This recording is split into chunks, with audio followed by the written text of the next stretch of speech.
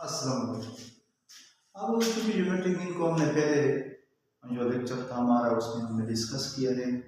अब हम क्या करते हैं, मुख्तलिफ सीरीज के लिए हम ज्योमेट्रिक मीन की कुछ फार्मूले लिखते हैं। तो फार्मूले भी आप लोगों ने याद रखने हैं, ज़हन नशीन करने हैं, फिर आपको पता चलेगा कि कौन सी सीरीज़ के लिए कौन सा फार्मूला जो है ना वो अप्लाई होता है। तो पहले हम उसके फार्मूले और मुख्तलिफ सीरीज़ के फार्मूले क्या करते हैं, डिस्कस करते हैं। तो कैलकुलेशन ऑफ ज्योमेट्रिक मीन,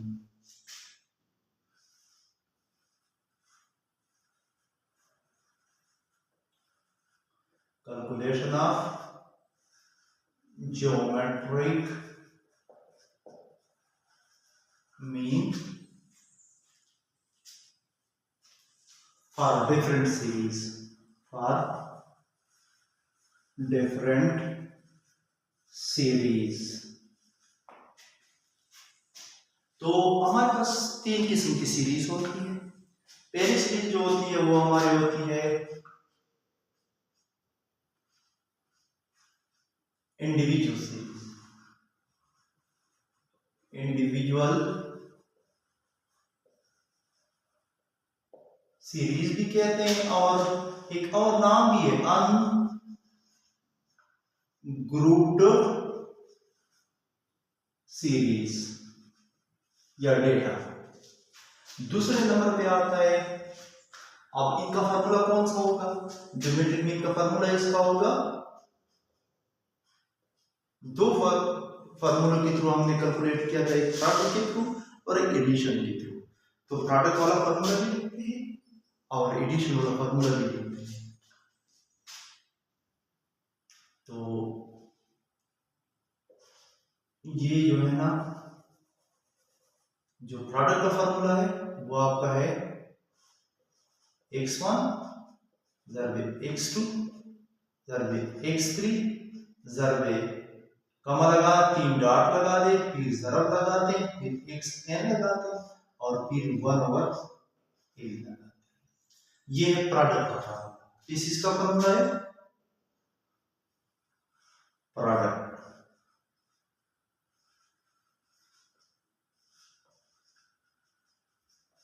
और है भी इंडिविजुअल सीरीज के लिए।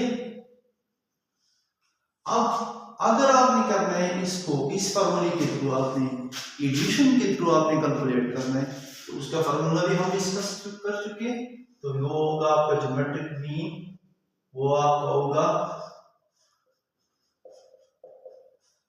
इनकी log of sum of log xi divide by, और ये कौन सा फार्मूला होगा, एडिशन के थ्रू आपने, एडिशन फार्मूला है और एडिशन के थ्रू आपने क्या करना है, ज्योमेट्रिक मीन को कैलकुलेट करना है। और सीरीज आपकी होगी इंडिविजुअल सीरीज या अनग्रुप्ड डेटा या अनग्रुप्ड सीरीज। अब दूसरा जो आपका है वो है आपका डिस्क्रीट सीरीज।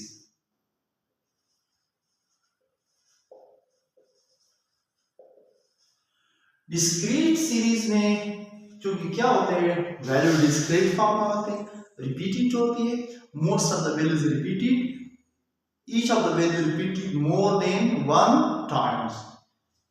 तो उसकी फार्मूला जो होता है वो बिल्कुल ग्रुप डेटा कंटिन्यूअस सीरीज की जैसा होता है, लेकिन सीरीज से पता चलता है कि सीरीज कौन सी है, डिस्क्रीट है, क्योंकि वैल्यूज होती है सिंपल इंडिविजुअल वैल्यूज होती है और साथ साथ उसकी फ्रीक्वेंसी होती है।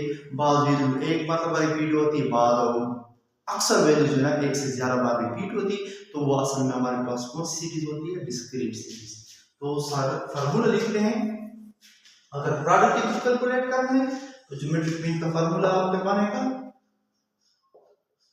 उसको देखें वो वैल्यू है और उसका फार्मूला कुछ इस तरह बनेगा आपका, ये x1 है और ये क्या होगा, f1 होगा, फिर ज़रब होगा, x2 होगा और इसकी फ्रीक्वेंसी भी 2 होती है तो उसकी पावर हम फ्रीक्वेंसी लेते हैं, फिर ज़रब x3 लेते हैं और उसकी फ्रीक्वेंसी क्या होती है, 3 होती है। तो ज़रब कमा लगा दे, तीन डॉट लगा दे और यहाँ पर लगा दे x n और यहाँ पर लगे एफ एन, और फिर क्या है इसकी पावर जो है ना 1/सम ऑफ एफ आई है, 1/एफ आई है। अब देखिए ना ये जो सम ऑफ एफ आई है ये असल में बराबर होता है एन के बराबर। तो यहाँ पर आप एन 1 और एन भी लिख सकते हैं। ये फार्मूला जो है ना आप लोगों को किस चीज के लिए है, जब आपने प्रोडक्ट के थ्रू का आपने क्या करना है, कैलकुलेट करना है किस को, ज्योमेट्रिक मीन।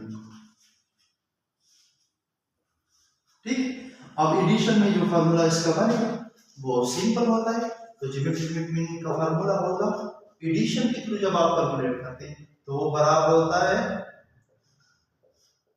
एनटी लॉग होता है, और यहां पर होता है F I log X I divide by sum of F आई।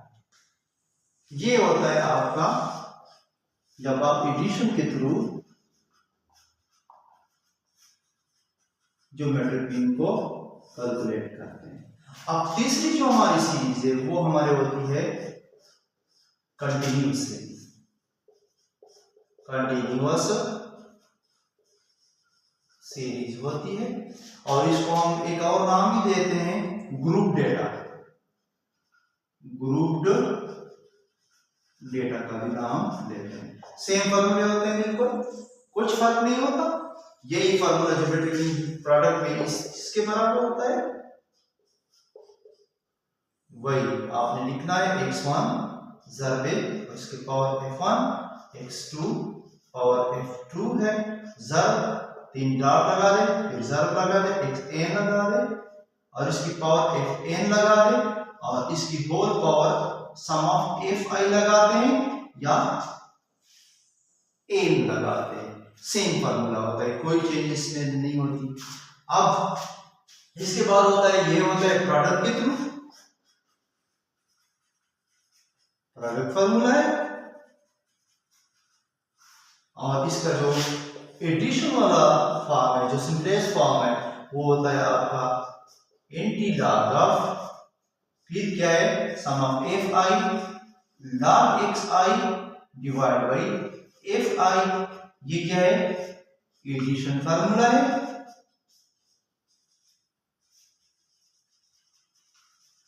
अब यहां पर जो हमारी एक्स आई आती है, यहां पर here X I is the mid point of each class. हर क्लास का मिड पॉइंट होता है एक्स आई। बाकी फार्मूला जो डिस्क्रीट का होता है और कंटिन्यूअस सीरीज का होता है, सेम फार्मूला होता है, कोई चेंजेस इसमें नहीं होते। लेकिन क्योंकि यहाँ पर आपके पास इंडिविजुअल वैल्यूज नहीं होती ग्रुप डेटा में, तो हम हर क्लास का मिड पॉइंट कैलकुलेट करते हैं, और मिड पॉइंट जब इसका कैलकुलेट करते हैं क्लास मान कैलकुलेट करते हैं हर क्लास का, तो वो असल में एक्स आई की वैल्यूज आती है। तो ये कुछ फार्मूले हैं, ये भी अपने पास नोट कर लें। जब भी कोई न्यूमेरिकल क्वेश्चन होगा तो उसी के थ्रू हम न्यूमेरिकल क्वेश्चन इस फार्मूला के थ्रू हम कैलकुलेट करेंगे। ओके, खुदा हाफिज़। बेटा अगर कोई सवाल हो तो पूछ लिया जाए।